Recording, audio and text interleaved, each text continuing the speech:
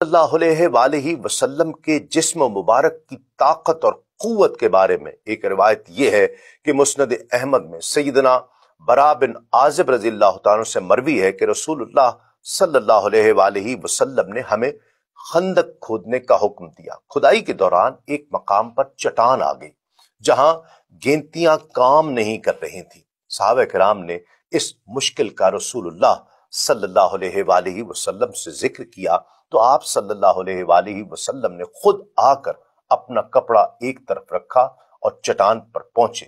آپ صلی اللہ علیہ وآلہ وسلم نے خود اپنے دست مبارک سے گینتی کو پکڑ کر بسم اللہ پڑھی اور اسے زور سے مارا۔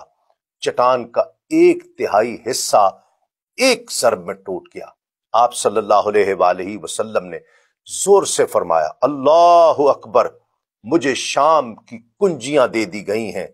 اللہ کی قسم میں اپنی اس جگہ سے اس وقت وہاں کے سرخ محلات کو دیکھ رہا ہوں۔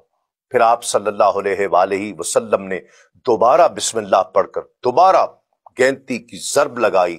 چٹان کا دوسرا 1/3 حصہ ٹوٹ گیا۔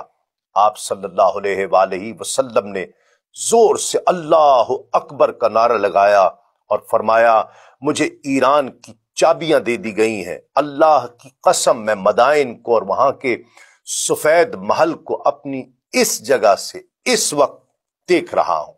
پھر آپ صلی اللہ علیہ وآلہ وسلم نے بسم اللہ پڑھ کر تیسری ضرب لگائی تو باقی چٹان بھی ریزہ ریزہ ہو گئی۔ آپ صلی اللہ علیہ وآلہ وسلم نے اونچی آواز میں اللہ اکبر کہا اور فرمایا، مجھے یمن کی چابیاں دے دی گئی ہیں اور میں اس وقت اس جگہ سے سنا کے دروازوں کو دیکھ رہا ہوں۔